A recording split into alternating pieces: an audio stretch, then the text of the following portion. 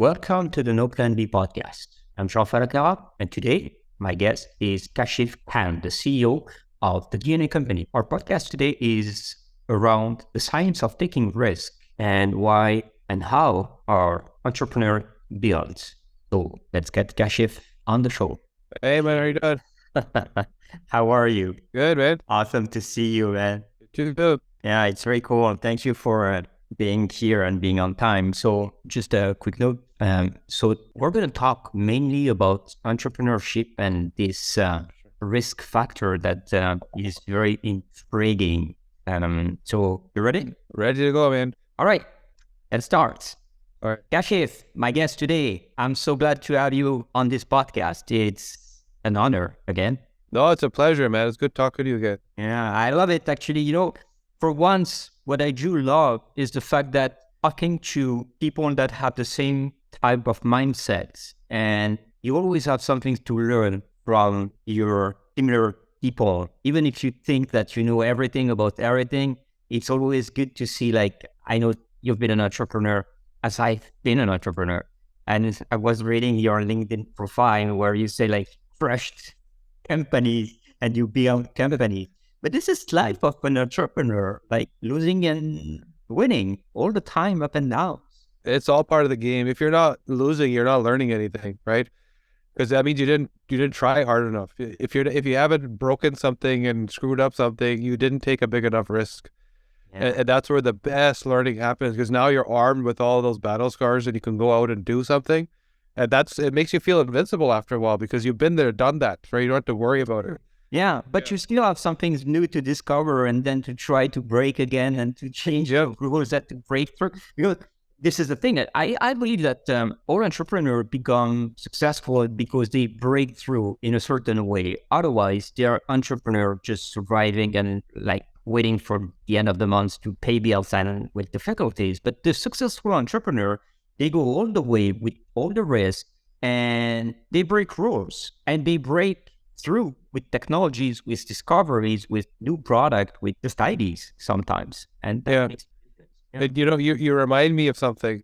And this is where even the values and the perception have to be different to gain the benefit of that. And I remember when I was much younger, I had just started out as an entrepreneur. And a couple years in, I got a notice of a tax audit, right? And I hadn't really done anything wrong, but it scared the hell out of me because I didn't understand what it meant. Now I know what an audit is, right? And I got that you hear audit and it's just stressful and scary.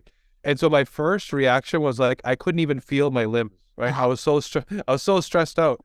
Then it was like a hard hit. Then I got down and prayed, please make this easy for me. Then I realized, you know what? I'm actually going to thank you, God, for sending this to me, because you're giving me something at a time when I'm just starting that I'm learning how to do with this, that when I really have a billionaire's problems, that I have this skill developed. And then this light bulb went off that I should use this to my advantage, learn and screw the problems. Hopefully I get the worst problem ever, because the more I learn here, I'm going to apply, and I just remove myself from the timeline and look forward to my billionaire problems that are coming. And I went through it with no problem. The stress was gone. And that audit went well? Yeah, it was a joke, the whole thing, but it was a joke. It was a joke because my perception changed of who these people are and what their value is, right? And what my value is and what I'm actually working towards. The whole thing, it was. Anyways. I went through that audit, but not at the beginning of a company, but almost at the end of a company. Unfortunately, it didn't go that well. But at the end of the day, it was like you was the guy. Yeah, all part of the game. Yeah, part of the game. And there's things that you cannot control, and those people, you cannot control them anyway. So you cannot control people in general. But these guys are sometimes they're after you for a reason. But it didn't go well. But it's part of the experience I've learned, and I know that some things can be done and some others not. And this is it. But today, I was excited to get you on this discussion because, as you know, I'm writing this book about the neuroscience behind the risk taking. And I know that you are this type of adrenaline rush lover, a risk taker in any aspect of your life. And I know that your even if you do talk and things like that are more public, I believe that the root of your character is some sort of skydiver. Like you jump, Yeah. and you're figuring out after. So yeah, what I actually learned is that my genes are driving this behavior. I didn't realize it. What some people call a psychopath or careless, for example, because their values are different and their threshold for what they can tolerate is different. So what I see as an opportunity, they see as careless risk. So what was going on? There's a number of things, and the genes that drive neurochemicals are very clear now. The neurochemicals that drive behavior in neuroscience were already known. You're a master of this, right? So now that we can see the map is like, okay, the way that I experience dopamine, let's start there. That's that chemical that allows you to experience pleasure and reward. So ultimately satisfaction. You get satisfied when you feel dopamine. There's receptors in your brain that have to bind it, and that's the moment when you feel it. My receptors, the DRD2 gene, are very sparse, hardly any, right? It's like the aftermath of an atomic war. There's nothing left. That's what my receptors look like. Then there's a gene called MAO, which is supposed to break the dopamine down because you need to get back to normal. You got to get out of that state. And there's also a gene called CLOMP that clears broken up metabolites. So I have this way down here, low level of density, and I have a super fast MAO and a super fast CLOMP. So it doesn't... Explain that part to the public, because yes, the other genes are a neurotransmitter, but just the last part, sure, does that do? So that gets rid of the metabolite, gets rid of the dopamine, so I come back to normal. And I'm out of that pleasure or reward experience. Reward is important for work, experiencing reward. Pleasure is good for you every day. So when it comes to eating something tasty or achieving something at work, or watching TV or whatever, I can't experience the pleasure that other people do, and it doesn't last. So outwardly, that could look like depression because the world sucks and nothing's good. Yeah, it could look like everything's boring. It could look like addiction because I find the pleasure and I pursue it, or it could look like achievement and entrepreneurialism because I become a risk reward seeker. Whatever I did yesterday is not good enough anymore. I need more, and I need more, and I need more. And as soon as I sign the thing, I'm over it. I need the next thing, right? And that leads to this entrepreneurial spirit, which guys like you who take risks and do different things that you aren't maybe meant to do. So that's one. Now layer on top of that, my serotonin response. So serotonin, we know of it as this kind of mood regulator. We talk about it in anxiety and depression. Yeah, depression is a big one, right? Yeah. So now the mechanism by how it gets you there is it allows your brain to prioritize stimulus. So when whatever's going on, smell, food, talking, whatever, am I responding appropriately based on what's happening? Am I overreacting, underreacting, or am I potentially doing both? Some people bounce around, right? And the reason why I can respond appropriately is because my brain can prioritize the stimulus, which means it's reacting to everything constantly, right? And this is not related to ADD. No, this is what it might get labeled as ADD, right? This is actually a superpower. What it is somebody's ability to notice every little detail and nuance and react constantly. But yes, if I'm sitting in a classroom, trying to focus on my paper, and this kid said something, somebody's blowing their nose, the clock is ticking on the wall, I can't focus, right? So this is me. Now layer this hypersensitivity to stimulus, which means that when I'm sitting in a meeting, talking to somebody, every single word matters to me. Every note we said, every agreement we made matters. Combine that with my reward-seeking behavior, it leads to what we call this high-functioning anxiety, meaning that I'm constantly wanting to do more and more and more. And I can't leave the meeting with like, yeah, that's good enough. It's never good enough. But is that, okay, tell me, I love this. Would that be considered as the syndrome of like some sort of neurosis in terms of the perfection chase, or like, okay. So now the answer to that is context. All of these mood and behavior issues that we talk about, the same exact thing that is your superpower could be your burden and your crutch. If I was in a job working with a team and I was kind of mid-junior level, I would probably be having anxiety pills, anxiety crashes. I would be quitting, going to different jobs all the time. right? Because I can't function at that level. Now, as an entrepreneur and a team leader and a team that allows me to be a visionary to build stuff, I thrive because that's what I'm wired for. I'm wired to be a warrior, not a worrier, not a person who's overthinking. I need to be on the front line fighting, right?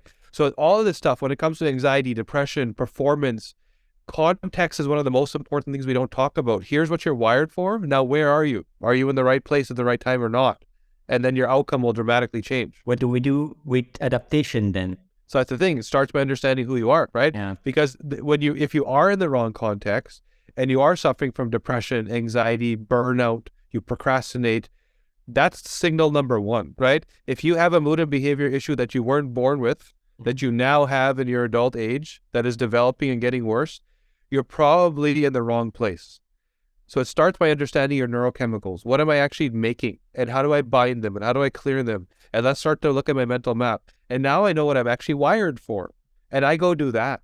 And you can optimize it, yeah. Right? And now all of a sudden I'm the best person in the room. And here's the funny thing. When I look at my ancestry and I dig very far back, I find out from my mom like 5 years ago that my ancestry was royalty in Afghanistan, right? Wow. Okay. So they were warriors that were constantly trying to maintain their seat at the throne and battling and fighting everything. That is what I'm designed for. Yeah.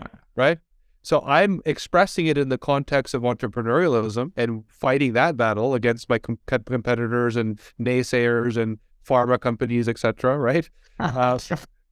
But I'm designed for this thing. And if I was in the wrong place, and I have been in the wrong place, I have been an addict, I have been depressed because I was in the wrong place at certain times in my life, right? Now that I'm doing what I was designed to do, I'm thriving. You're still addicted. Yeah. to something positive. Yeah. I'm curious. Yeah. So let's jump on these topics that you said, like addiction and things like that. I know that the risk takers, they have this tendency of being drug users and things like that, and they're often perceived taking risks because they're taking drugs. I've been, like you, not addicted, but I've been using drugs. For a certain reason, I don't know, it was like fun, and I did, and doing some more than some less. But when you were a kid, were you taking all the same risk, or were you taking all risk as well? Of course, not the business risk, but I mean, like, were you doing stuff like, I don't know, racing cars or jumping out of a cliff just for the fun of it? Or it came later on when you discovered that you were an entrepreneur, born to be an entrepreneur? So I was always a psychopath. I just didn't realize what it was until I understood who I was, right? So when I was a kid, I used to build racing cars with my own hands. Like I would go buy a car. Like a kid's activity is like, Mom, drive me to hockey, right? My activity was go make $500 so I could go to the scrap yard and buy a car and get a tow truck to drive it to my house so I could rebuild it with my own hands and then go race when I was 12 years old, right? Okay, wow, okay, I thought you were talking about 18, yeah. No, wow. and somehow get a fake license. And like, why? Because my neurochemical clearance is so fast, I don't worry. Yeah. Right? I do instead of think. And maybe sometimes too much. And that's why I know, and here's a big trait, is I need a team around me. I need structure. I need people that will think and avoid problems while I go do. So yeah, when I was young, I'd be climbing things, breaking things, falling over things, because my ability to just do and take risks and get that sense of reward and the current status quo not being enough satisfaction. It's not good enough, right? So now that's one end of it. There's another end, because you mentioned high performance people having this propensity towards abuse and addiction. Yeah. So what I described is one version, which is I don't feel it, so I need more, right? It doesn't last long enough, so I'm going to keep doing it. Then there's the people who have very high dopamine expression and very slow clearance. They end up binging. They're not addicts per se, right? They're the people, you got it right. So they're the people that they're not doing it every day and like they need it and it's structured around it. It's more like they don't do it, but when they do, they're gone, right? It's the whole bottle. It's like they're gone for a week. And they're usually more particular. It's like, I don't drink. I drink that kind of whiskey. That's the thing I want, right? And they're bingers. Now, these people also experience a lot of success, not because they take a lot of risks, but they say no to everything, Yeah, right? Because right. it's so easy for them to get satisfied. It's so easy for them to feel good because their dopamine expression is so long. So they're not seeking risk. But the thing that they eventually do, they binge and dive deep and they disappear for 10 hours working on this thing with laser focus. So it's a very different type of success. One is like risk reward behavior. One is like hyper focus and giving it that attention it needs. And they both lead to great outcomes. Yeah, makes sense. It's brilliant. Of course, he discovered all these traits and neurotransmitters, receptors, and because of your company, I guess. Right. Yeah. Yeah, it was, we didn't know this is what we were going to learn. So we started off as a clinical company, really focused on female health, hormones, breast cancer, that type of thing. And so we realized the gap in genetics was that here's your genetic report. And you've seen these before. Yeah. This gene means this gene means this. The body doesn't work like that, right? The body isn't a bunch of independent genes. That's only going to get you to, hey, you have a 60% chance of Alzheimer's. Good luck. Yes, yeah. Right? Yeah, the only way that it works like that is with the trisomy 21. Right. Yeah. But other than that, I think that genes are expressed from one side from the environment and from the other side from what exactly you're made up. But please, so keep going. That's the exact research we did. Exactly what you just said, which is here's a genome, here's a profile. So I may have a woman that's more estrogen dominant, makes a lot more estrogen. She may be more estrogen toxic. She may not have the right detox profiles to clear those toxins because some women do make a toxic version. Now, she may be having anxiety or depression or whatever because of that, because of the estrogen toxin. So we learn by in-person meeting with 7,000 people. We did this over 3 years. So one by one, we clinically reviewed people, sometimes for 1 hour, sometimes for 6 months, depending what problem we were dealing with. And we then learned their behaviors. We started to document and see, wow, every time their neural map looks like this, it's very hard to work with this person because they always behave like this. And we started to document those things so we could coach them better. And every time someone's like this, they burn out and they hurt themselves or they don't try or they procrastinate. And then we started to see, wait a second, the genes are driving their behavior, right? And with great certainty, like if I have your DNA, I know who you are. I don't need to talk to you. That's insane. Right? Yeah. So now the outcome only changes, like you said, if the epigenetic load is heavy enough. So if you are in the wrong context and you're not thriving, the same thing that I could say, hey, you'd be a great entrepreneur. You could also be a great addict. Depends on your context, right? Or nutrition. Like, are you already eating the right things that are boosting certain things? Cold temperature. Why did I enjoy skiing so much when I was young? Because cold upregulates dopamine and I could finally experience pleasure, right? Do you do cold plunges? Love cold plunges. I don't do it enough. But it makes me feel amazing because it boosts dopamine levels. So that's where the epigenetic factors may cause a little bit of a variance in the outcome. But the baseline is clear. Like, here's who you are. Now let's add the epigenetics to really determine where you're at. So that's the big difference between your company and others' company, because there's like so many companies in DNA the screening and but yours goes like really in the deep. I would almost say psychology related of the expression of genes, because your behavior is some sort of an expression of your psychology. You know these things because of this and certain conflict or certain fact that happened during your life, but there's none doing what you do, correct? From what I've seen out there, nobody thinks this way. So the challenge is that geneticists think in their gene bucket and clinicians think in their clinic bucket, and the two don't connect, right? And so that's what we did, was we sat ourselves in the middle with the genetic science in one hand and the patient in the other hand and filled that gap of like, what do we actually do to action this stuff? And that comes down to recommendations that are personalized. So, and the recommendation may not always be intuitive. It's not obvious. Like cardiovascular disease, go do cardiovascular exercise. You want to avoid cardiovascular disease. Or what if your antioxidative genes aren't doing so well?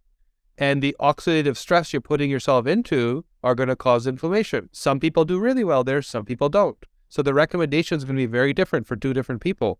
That cardiovascular exercise for one person could save them, for the other person could cause cardiovascular disease because of the inflammation, right? So now that, like to your point, that's exactly what we did, is now we're able to action this stuff, provide epigenetic recommendations that are aligned to the genetic profile that you've been given, right? Let's decode that genome and tell you what the right choices are for you. And you still have your company for supplements, right? Yeah, so supplements and other recommendations. So our intention is, so we make some supplements because we believe that there's certain areas, for example, hormones, where it's not about just adding, it's about modulating a genetic expression. So if a man, for example, wants more testosterone, giving him more testosterone isn't always the answer. It could be the CYP19A1 gene, which converts testosterone into estrogen, maybe fast. So we're in Toronto and we work with NHL hockey players. There's a lot of NHL training that happens here. And there was free for it. Yeah, we have the weather, we have the ice, we have everything going on. So we have this phenomenon, it was a couple of years ago, where they were giving these androgen gel packs. So it's like a pack you put on your stomach and your body, you remember that? So the body absorbs the testosterone, and the thinking is, give him more testosterone, he's going to be a better athlete, right? So after a few weeks of this, we got a call from these trainers saying, we don't understand what's going on, but we need to up the dose on some of these guys because it's not working. I was saying it's not possible for it to not work. It's a hormone. What you're not understanding is their metabolic pathway at the genetic level is different than somebody else. So they did it anyway. They gave these guys more. What happened is they called us saying, this guy's got man boobs. I was dropping that joke, but you went all the way down. Yeah. It's what happened. Yeah. Gynomastia. These players, not all of them, some of them started developing gynomastia, man boobs. They had beautiful skin, beautiful hair, the shower front. Yeah, libido gone, like every body has just changed, right? So then we showed them the science. The science is simple. Progesterone converts to testosterone, converts to estrogen. Men and women do the same thing. Exactly. Men do it every day. Women have a monthly cycle. Some of these guys were just rapid converters of testosterone and estrogen. So give him more testosterone, the net effect is more estrogen. That's it. Yeah. Simple, right? So now, going back to supplements, which is why I brought this up, we didn't need to give him more testosterone. He was already making it up.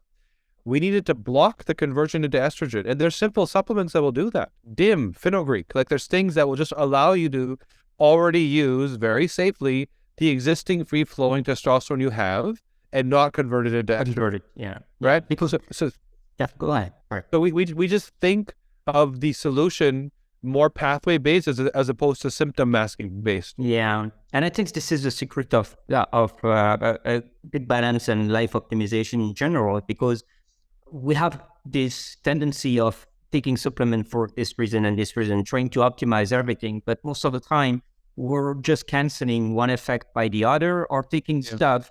And as soon as you start playing with hormones, it becomes a risk for the body. And the way you do it, actually, like stop the conversion, optimize what it is there. This is the way that we should see life optimization, not like adding more hormones, because I'm pretty sure, but every time that you do hormone therapies, in the long run, you trigger some potential cancer to be developed. Yeah, so that's another layer of personalization. So if a man converts his testosterone into DHT, so DHT is like the manly man version of testosterone that gives you your ripped muscles and you can see your six-pack like an NBA player. You can see that striated muscle, right? So if I give you testosterone and you have the fast SRD path that converts it into DHT, well, I just given you more DHT. And what's the outcome of DHT? You might get ripped. You might be able to see your abs again, but you're going to get prostate enlargement. And that cellular degradation eventually leads to prostate cancer. And in women, the same profile I was talking about before, where some women make a lot more estrogen and they convert it into a toxic metabolite. So there's three options: 2, 4, or 16 hydroxyestrogen. Those are the metabolites of estrogen before you have the monthly cycle. You convert it into one of these. So the genes that do that are very clear. And a lot of women go into this 4 pathway, which is toxic. Some women also go into the 16, which is really a potent toxin. 2 is the good, clean stuff you want. So if that's what you're doing, and you're like, hey, I'm aging, I want to take some estrogen to just feel better, and you know what, and you're turning it all into that. Or forget about aging. What if you're young and you're on the birth control pill, and you're putting that birth control pill into this estrogen toxic bucket, because that's what it is. It's estrogen, right? So all of a sudden, that hormone addition choice, it doesn't end with the thing you added. What does your body turn it into? Yeah. What are the genes doing? And if you go into 4, it's like fibromyalgia, mood issues, cysts. If you go to 16, it's like breast cancer, ovarian cancer, like very serious threats, right? Yeah, and I think on the birth scale, it's going to be a big change in the future, like the way that it is and it's handled, because more and more we're seeing like side effects that are in the long run more dangerous than let's say that abortion, I guess, in a certain way. Let's jump back to this risk analysis, because you screened all this DNA, you came down to that thing. So let's pretend I'm sending you my DNA kit.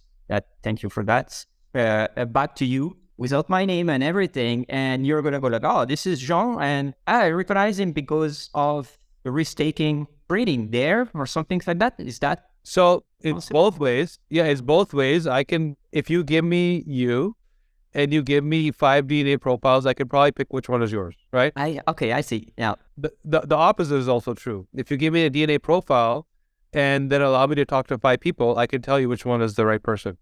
Okay. Right? Because when it comes to behavior, it's so consistent with what the genes are prescribing. You know, we only talked about 2 neurochemicals. We talked about dopamine and serotonin. There's also ADRA2B. So ADRA2B is a gene that drives noradrenaline response. Mine is a little off. So what does that mean? You're more likely. So adrenaline is the time when you imprint. You really imprint memories. That's when trauma happens, right? So I'm more likely to imprint because my ADRA2B is off. It's deleted for a certain section of the gene. There's a paragraph missing in it. And so when it comes to holding the grudge, you know, feeling the pain, I'm more likely to do that. So that could translate into PTSD. Yeah. It could also translate into empathy and emotional intelligence, which is why I'm good at working with people, right? So because whatever past problems I've experienced, when something similar happens again, my brain not only remembers the information, it also remembers the feeling, because I've imprinted and literally tattooed that feeling into that memory because my ADRA2B is deleted. So that's another one. Now you go on to BDNF, brain-derived neurotrophic factor, which we think of primarily around neuroplasticity. That's the big thing that we think about, right? Yeah. And then clinically we think about it as like concussion, because if it's neuroplasticity, it's like recovery from concussion. So, but we do know, again, because we studied these 7,000 people, how they behave when their BDNF is off. When it's off, when the neuroplasticity is off, it's not a good or a bad, it's a different. So the people that have bad BDNF and bad neuroplasticity usually are subject matter experts. Picture the scientist. Picture the guy in his lab that doesn't want to talk to anybody. You know, you might even think, is this guy autistic, Asperger's? Like, why does he behave like this, right? But he is a genius when it comes to his craft. Then you tell him to go speak or go do the accounting, and he stumbles like a fool. Yeah. Right? Because the way he develops neural pathways, he doesn't do a good job of developing new ones. So his brain keeps focusing on the old ones. And reinforcing always the same pathways. Yeah. Right. And now all of a sudden that's his focus. That's what he does. And that's all he does is behavior. So that also leads to mood issues. What? Yeah. Everything means a lot. Right? Because this, this person doesn't necessarily, they're not used to shifting gears. They're not used to doing new things. And so everything that's new is a major problem, drama queen, right? So now combine this with the PTSD and they get what we call shell shock. Not only are they feeling the feeling, but they can't stop thinking about it. They're ruminating and they can't sleep and they can't focus and they can't have relationships. And they end up in depression. Yeah. And they get depression, exactly. But the opposite is also true. This person, if they were an author, a scientist, they would thrive and be the best in their field because they have that ability to hyper-focus and think much deeper. You get an email from me, it's 3 words. You get an email from them, it's 2 pages. Oh, reminds me of my wife. That's insane. Yeah. So the behaviors are consistent and clear, right? Yeah. So, and now we lay out this map and you start to put pieces together. Their dopamine looks like this, their serotonin looks like this, and they combine and there's layers and you can start to really unpack who this person is with great certainty. Now, let's talk about the future because, okay, you have these 7,000 people on and things like that. Of course, you're going to bring artificial intelligence very soon to expand those results to the rest, and it's going to be even more accurate.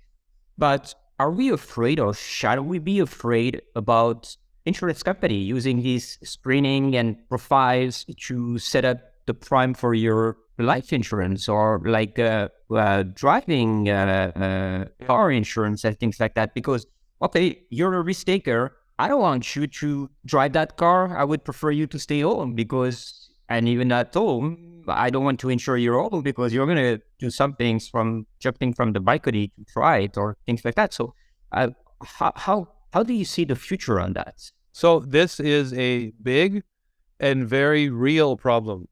And it's not so much even the future. This is happening now. So happening now in terms of the desire, but not the insight. So they don't yet know that they can map the brain like this, the way we do. But you know that when they know that, they're going to start using it. So it's already in the US, especially. Canada, there's laws that protect people from privacy, but in the US, it's wide open. So socialist there, huh? Yeah. Yeah. It's the only interesting thing happening here other than our 2-year lockdown. Yeah. So now I would tell you, if you go buy a DNA test, assume your data is being sold and mined. Just assume it's part of the process. Why? DNA is the only lab work that you never need to do again. Your DNA doesn't change. True, yeah. Cholesterol, blood work, sugar, whatever, you go to the doctor. So these labs keep... Right. So the entire DNA industry had to figure out what's their business model. You sell a test and you're done. Now everyone's done. There's no more business, right? So they all became data selling businesses. They all mine your data to sell to some existing buyer on the back end that's paying a lot more money than you to get your data for multiple purposes, to build personalized medication, for insurance companies to understand health, to build their products, for government and insurance to understand you and map you. So there's multiple reasons. And so assume it. So this is where we saw the biggest opportunity, because since the real buyer is not the test buyer, but the data buyer, the test was designed for them. It wasn't designed for you and me. And this is why, when we were speaking earlier, you were saying, well, I've done them all before and they were disappointing because it's not designed for you. It's not designed to fulfill the promise of take my DNA and tell me everything. It was more designed, let me collect as much data as possible, because the more I get, the more it's worth. That's what they were designed for. And the more you do that, the less accurate it is, by the way. Right? So there's 20... Yeah, for sure. There's Dale Bredesen, right? So he's wrote the book about the brain and Alzheimer's, etc. In his book, he says that he used 23andMe and then he stopped because it's only 65% accurate. Yeah. Why is it 65% accurate? Because they're collecting way too much data that we're not there yet in terms of computing, right? So anyways, that's where we saw the opportunity, whereas if we become that insight mining company as opposed to data selling company, then people will continue working with us on clinical programs. And I can work with somebody like you in building a new product. I don't have to sell you everyone's data. We could just learn from the insights how to build an entrepreneur product or write a book about leadership or whatever, right? So that's what we believe should be done. But you're right that most people are not doing that. No, and that's a pity. I think that we're getting controlled on many aspects of our life. For sure, DNA is kind of scary because, like you said, it doesn't change during your existence. But I have faith on humanity and our ability to wake up at the right time, like we did during COVID. At the end, it was enough in Canada, and that's it. That's all. And I don't think that you guys will ever go back on lockdown again. No, we're COVID nation now, so we're like it's just it's part of everything you do. Grocery store, COVID checkmark. Just today, I was talking to a friend who was forced to mask at the doctor, right? And when the mask was like this, they said, "Can you please lift it over your nose?" That same doctor is going to go to a grocery store tonight with 0 masks, and so the thinking is deeply embedded. That's what's happening in Canada right now. It's a trauma. It's a real trauma that what happened. I want to jump back to the PTSD subject that you said, because you said it can lead to PTSD and stuff like that. Okay, from my understanding, and I'm not a psychiatrist, but most people that have PTSD, they actually have this syndrome of invincibility, which makes them risk taker in a certain way. Yeah. So go ahead. So these are the additional layers where here's the foundation. Your adrotropy is off, so you're more likely to imprint trauma. In fact, it's almost certain that you do. So when something like that happens again, you go, God forbid, in a car accident. The next time you're on that street or you see that color car, you might remember the feeling. That's trauma, right? Now, not everyone goes through that, even though they have this gene. What's the difference? exactly like you said, there's somebody who has this, but they also have the low dopamine expression or fast neurochemical clearance. So they're using this in a context of taking big risks. And they're creating an epigenetic load on top of this genetic profile that they're not designed to handle, right? Especially if they are experiencing a lot of problems. Mm-hmm. So that's why you have to think more functionally. And you're exactly right to the point, which is a single gene will only give you risk or propensity. An entire profile will give you certainty. Here's who you are, because here's my ability to deal with trauma.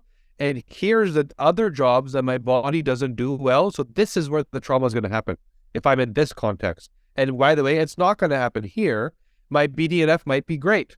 So I'm able to deal with stuff with a very low meaning. And so the trauma plus, lawyer's letter in the mail isn't going to give me trauma, right? But in my reward-seeking behavior, it might, because I'm going to push myself a little too hard, which has happened to me, by the way, multiple times. So, So yeah. So you're exactly right on that. This is where you have to think functionally, and it's like a puzzle. And once you start to learn how to use the puzzle, it becomes this thing that you keep going back to like solve all your problems. Yeah. Interesting. Maybe one day, even psychiatrists and psychologists will use DNA screening to help you to recover from various problems. And it's coming now. So we regularly speak at clinician events to teach them what's possible.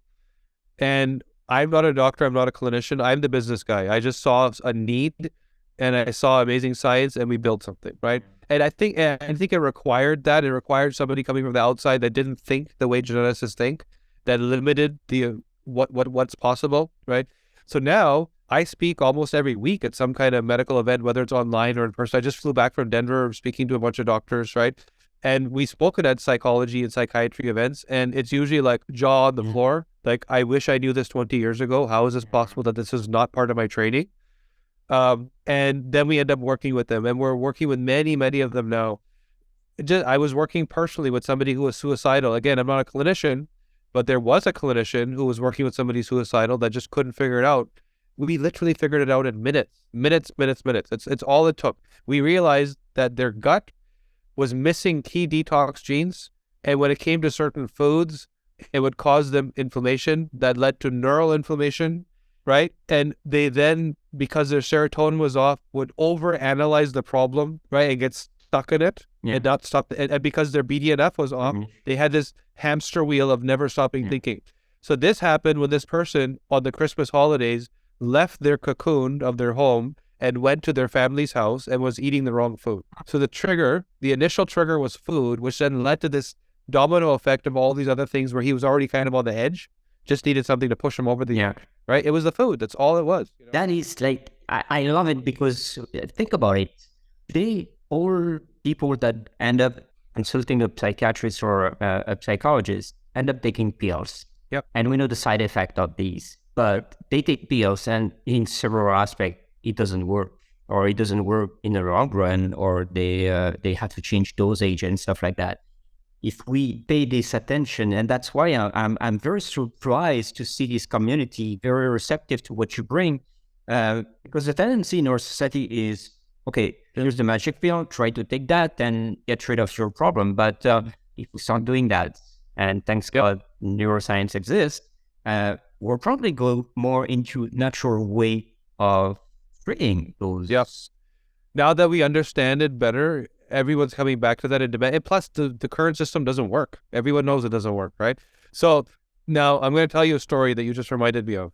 And this story is the reason why we went from being like a research company in a lab to like consumer facing. Wow, everybody needs this. And it's my own niece. So my niece, my mom, my niece, and my sister live together in an apartment building. Okay. And my mother called me saying, something's going on, your niece can't breathe. Can you please help, right? So I called a pediatrician friend, and my mom's on one phone, pediatrician on the other phone. And I'm driving over there, and he said, it sounds like an anxiety attack, right? So I said, okay, anxiety. She's never had that before. She was around, I think, 13 at the time. Weird. Okay, that's what it is. So I get over there, and yeah, it's exactly like my pediatrician friend said. And she was over it by that time. So his answer was, if it happens again, let me know, right? Okay. So So my mom calls me again a little bit later, and she says, it's happening again. And this time your niece fell over and she hurt herself. You need to take her to the hospital, right? So she ran out of breath, kind of half passed out. So she hurt her leg. They weren't sure if there was some fracture or whatever. So I took her to the hospital. And you remember what it's like in Canada. It's 8 hours at the emergency room. So I called my pediatrician. If you're lucky. Yeah, if you're lucky. So I called my pediatrician. Sorry, that's why you pay 50% taxes there. Yeah. Yeah. To wait 50% longer. Yeah. Yeah. So I get to the hospital, call my friend. I said, is there any way to make this move quicker? He said, yeah, I'll get someone to help you, whatever. So instead of 8 hours, it took 6 hours. And they did every x-ray and scan and blood work or whatever. And that doctor that was at the hospital told me, if it happens again, let us know. He said the exact same thing, right? Yeah. And at that moment, I knew what it meant. Like, we don't know what's going on, but if it keeps happening, we're going to give her a pill. Yeah. That's what that meant. Yeah. Right? Exactly. And so at that moment, I said, okay, I really got to intervene. I have her genetics. I'm going to figure out what's really going on. I didn't do anything. I got busy. I went back to work. I dropped her off. I didn't look at her DNA. I must have gone on a podcast like this and just forgot because of my my brain doesn't work properly. Yeah. So I would you there. Yeah. So then moving forward, my mom calls me again, and this time she says, your niece ran away from home, right? Now this is completely out of character. She's a sweet, innocent girl. You would never think that something like this is possible. And so I drive over there immediately. And like I said, they're an apartment building. She was just standing outside of the lobby, just waiting. And that's how sweet and innocent she is. She couldn't even leave the property, by herself. Yeah, so, yeah. So then I pull her in the car. I said, let's go for a drive. Like, what's happening? Is it a boy? Is it social media? Is it bullying? Yeah. What is it? Right. And she didn't know. She was literally just leaving the space. She was running away from the feeling. Right. So that's when I literally stopped the car. I went into my phone. I have her DNA in my email. The report is sent to me. So I look at it. And first red flag, I said, wait a second. My mother has been calling me like clockwork every month. This must be related to her menstrual cycle. Right. So I look at the text messages and calls, and they were like 28, 30 days. Right. So I look up her hormone profile, and the beginning of the menstrual cycle is when a woman has zero hormones. Yep. Right. They just got rid of everything. So she is highly androgen dominant, which means that at that beginning time where a woman is at zero, she's at like negative 100 because she doesn't make enough to begin with. So the anxiety and bad feelings that women feel at times is much more worse expressed for her. But why did it happen then? It didn't happen before, right? So this happened, speaking of COVID, this happened 2 years ago during peak COVID lockdown in the Toronto winter. She hadn't been outside in 4 months, right? No light, no vitamin D. So I looked up her vitamin D profile. So the genetics of vitamin D is there's a gene that takes a D2 for the sun, converts it into D3, puts it in your blood. That's step one. There's another gene that transports it to the cell and gets it to where it needs to be. And there's another gene that binds it to the cell. All three didn't work for her. And this was 4 months, not outside, in the winter, in Toronto, gray clouds, right? So then why did it express as a mood and behavior issue? Because not only does the hormones cause anxiety, but guess what? Just like her crazy uncle, she has no dopamine. So she's already teetering on that the world sucks, nothing feels good. Now put on top of that, vitamin D. Of the 22,000 genes that make up your genome, 2,000 require vitamin D to express properly, to function. And if you don't have the right dose, not too much, not too little, your genes can't express. Zero hormones, zero gene regulator, brain is already not working, anxiety crash. Bang. Right? So now, what did we do? The answer, now on that third time, if I didn't know this, we would have gone to the doctor. She would have been on an anxiety pill, guaranteed. Definitely. Right? So what did we do? I gave her L-theanine, boost dopamine levels. I put her out in the cold, boost dopamine levels. I gave her 10,000 IU of vitamin D, but it was split 5,000 and 5,000 morning and afternoon because, remember, she didn't transport and bind it. Yeah. So she needed an additional dose. It never happened again since that day. 3 months in a row, no pill. 3 months in a row, it would have been a pill. We intervened with 2 supplements. That's it, 2 supplements. And a little bit of lifestyle, like go exercise, go out in the cold. Yeah, that's take it. A walk, or at least see the sun. And it's been 2 years. Yeah. I'm a true believer on that. Yeah. Yeah. So now imagine how many people are out there struggling with what they think is a mood issue, which is actually a gut issue or a vitamin D issue or a detox issue or an inflammation issue. And all they're doing is taking a pill for the mood issue. Yeah. And it doesn't solve the problem because the problem is still there. Like it's just stopped for a certain time with that pill, but it's still in you. I love this approach, and I dream about the world of tomorrow where we understand every aspect of our brain and functionalities and expression of our DNA and the genetic. And we can be able to, because we're coming from this planet, we should be able to treat ourselves almost naturally. Wow. The solution for everything already exists. Yeah. Right? And most of the problems we have shouldn't exist. That's the other big problem. You know, the U.S. has a $4 trillion healthcare budget. 90%, $3.6 trillion is spent on chronic disease. All you're not born with, that you develop over time, right? Yeah. So not only do we have the solutions for everything, but most of what we're dealing with shouldn't exist in the first place. Yeah. That's sad. Yeah, And the reality is like there's guys like you that are out there teaching people about all the biohacking tricks and tools and understanding your body. And we now have a wave coming out of COVID of people wanting to know more. So there is that sort of, we're seeing things shift, right? Because people now know that they need to take care of themselves, that the system isn't going to help them. Yeah. That's the benefit of COVID. Let's find at least some reason for like a good point of having this COVID. I want to go back to these events where you speak, psychiatrists and psychologists is one. They're receptive, and I'm very happy that they're receptive to that. What about the convention or congress or meetings that you go with doctors that are like really hard-line doctors prescribing pills and things like that? It's a horrible, painful experience. Whenever we have to, we're helping somebody, for example, and they call their doctor and say, "Can you please explain this to my doctor?" Every time that gives me chills, because so here's the two ingredients of a doctor: ego and insecurity, right? Yeah, my own family are doctors, and I agree on that. Yeah. So, and this is the indoctrination required to build a moat that only allows a person to think like this. It's not their fault. It's their education. Their education teaches them that you are the best. Nobody knows anything except you. And nobody should. Yeah. Yes, right? And now the ego and insecurity drives that. The ego of I'm the best and the insecurity of I can't make a mistake, right? I can't take a risk. The same thing we're talking about. You need to take a risk. Yeah. Where did innovation come from? From taking risks. Where did medicine come from? From taking risks and trying things. But now that certain industries are in a place that they like, they don't want any more risk. They don't want any more innovation, right? They want it to stay the way it is.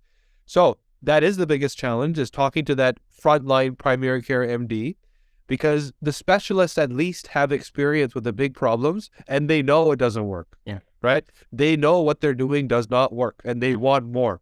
Yeah. The primary care MD doesn't see enough of that. They see like Tylenol, PMS, and it, the worst. So, yeah. So, that's a challenge, but when we get to speak to them, their eyes are open and they learn and they change. Yeah, because we have to give credit to a certain thing. They are intelligent people, even if they are a big ego, so they're not doctor for nothing. And you know what? You just put the finger on why COVID turned to be what it was. It's because of exactly what you said. I see that, and I'm not taking risks. So when the government asked them, what do we do? And we're like, I don't know. Everybody, just, I don't want, viruses. They spread by contact. Let's put everyone in cage and we're going to see what's going on. It's exactly that. Exactly that. We met in the second month of COVID. So COVID hit Toronto, I think it was like March or April 2020. March, I think, yeah. Yeah. By the second month, we had figured the whole thing out genetically. Like why some people are in the hospital, why some people are asymptomatic. It's very easy to understand genetically. And we spoke to Health Canada and they're like, this is incredible. This is so amazing. We want to work with you. As soon as it got to the decision makers, nobody wanted to take the risk. If it wasn't a pill, right, we were telling them about vitamin D and mitochondrial support and, how does the virus actually deposit its RNA to your cell and how do you reduce viral load? They didn't want to know.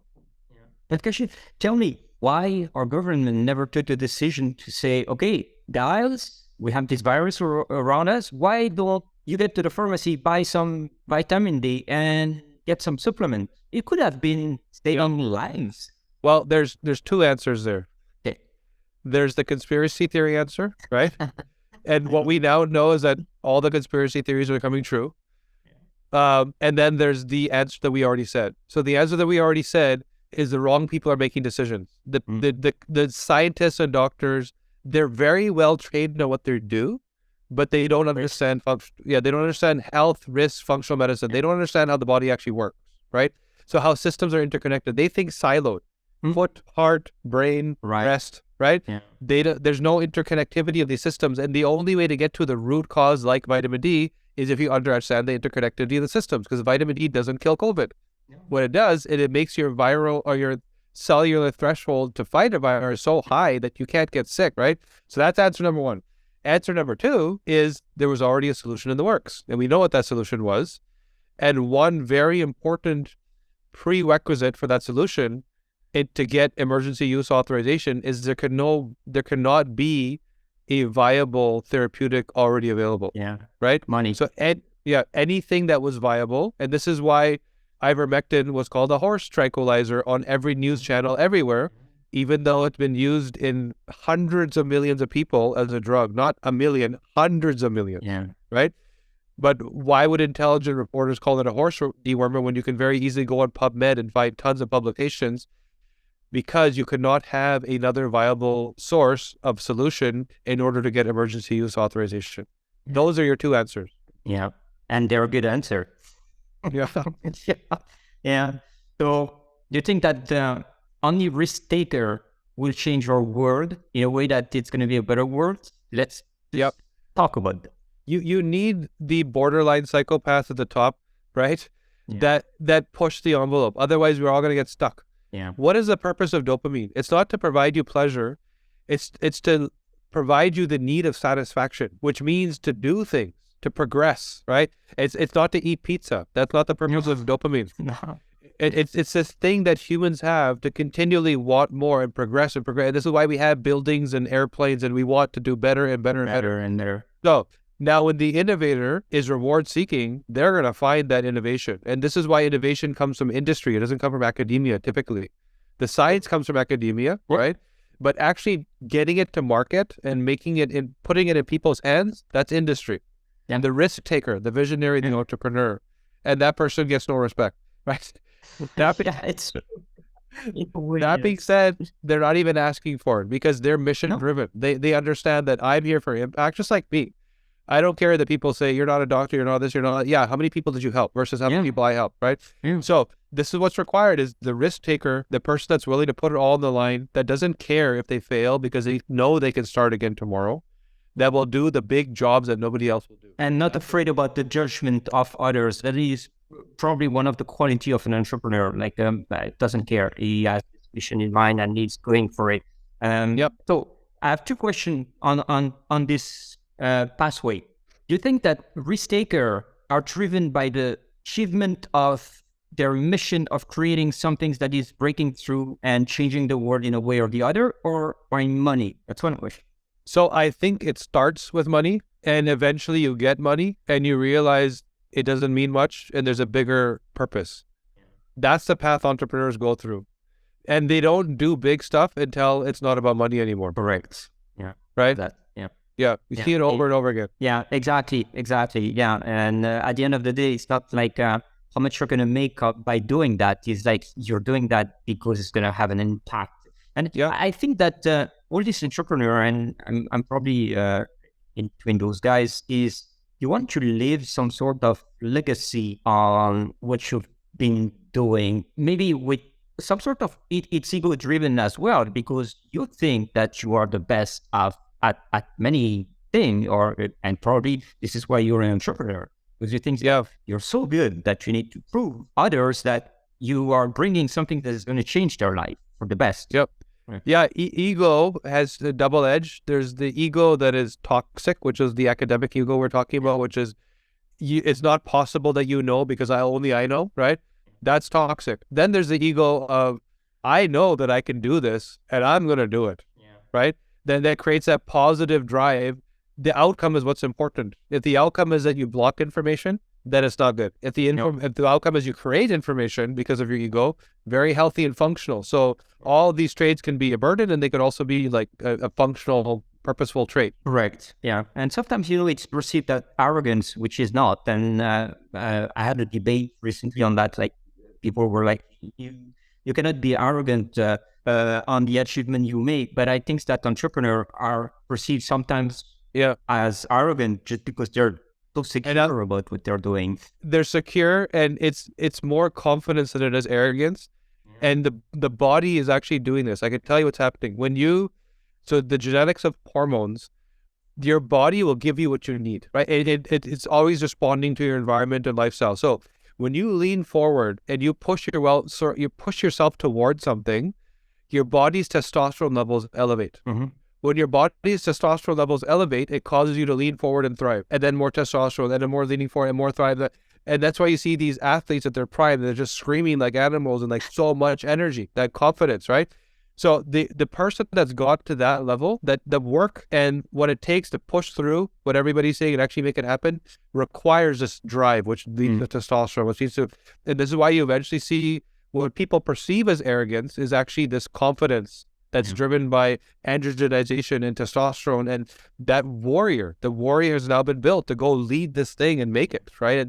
And so that's what people are actually seeing. I love that answer. It's perfect. And my second question is, you think that one day we're going to be tired of doing this? Like, chasing new dreams and breakthrough and things like that? I don't think so, man. I think the dreams just get bigger. We land on Mars, so how do I get to the sun? I know how hard it is, but we're going to build a suit. That's what the entrepreneur will say. Yeah. Like I was saying at the beginning, like you jump from an airplane and you're going to figure it out. Yeah. You're figuring it out on the way down. Yeah, that's it. Yeah. It's because, it's funny. I got asked this question recently in an interview, and people were asking me, but okay, you've done this in your life. You have this achievement, this and this. Are you going to be one day just stepping back and retire or take another turn in your life? And the answer was exactly what you said. Whatever the turn is going to be taken, it's going to be a new turn for creating something new. You cannot stop. It's just your nature that is like that. Yeah, we are wired to build. We need all sorts of people on this planet. Our job is to innovate, build, lead, and push humanity forward. That's really what happens. Yeah, I agree. On these words, beautiful. It was like a pleasure having you. It's insane. I could talk to you like for hours. Yeah. My next trip in Canada, I'm gonna pass by Toronto, and I'll come to say it. Oh, amazing! Yeah, it'll be great to see you in person. Yeah, and absolutely. Thank you, Kashif. Pleasure. It was a great pleasure. You're an interesting, inspiring guy. Love what you do, anyway. So thank you. Awesome. Pleasure to talk to you. Thank you. Take care, buddy. See you very soon. So, all right. Again, I appreciate that. And so I'll this is going to be on video and everything, like shorts. I'll send you all these links. I'll share the folder with you, whatever you want to do. And hope to see you soon, buddy. Great. Thank you, man. Thanks. Take care. All right. Okay. Bye.